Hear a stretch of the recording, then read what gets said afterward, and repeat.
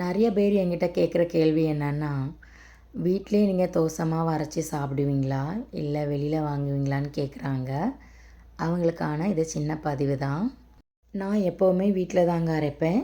4 cup rice, 1/2 teaspoon வெந்தயம் மணத்துக்காக சேர்த்துருக்கேன்.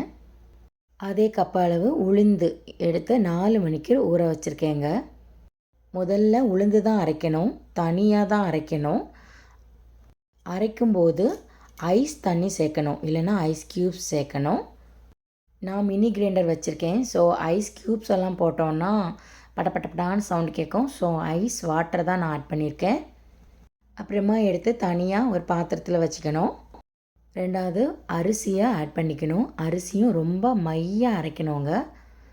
தண்ணி கொஞ்சம் கொஞ்சமாக விட்டு தான் அரைக்கணும். கொஞ்சம் சாஃப்டாக வரும்போது உங்களுக்கே தெரியும். இட்லிக்கு அரைக்கிறதா இருந்தால் கொஞ்சம் கொரகொரப்பாக அரைச்சா போதும்.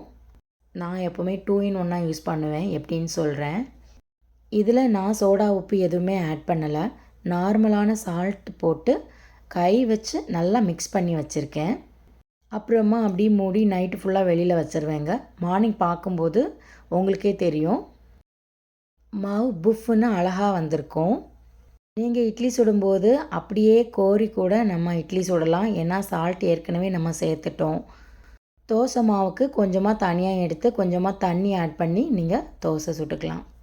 சேனலை மறக்காமல் சப்ஸ்கிரைப் பண்ணிவிட்டு தெரியாதவங்களுக்காக ஷேர் பண்ணுங்கள். மீண்டும் உங்கள் அன்பு தோழி உஷா சுரேஷ்குமார்.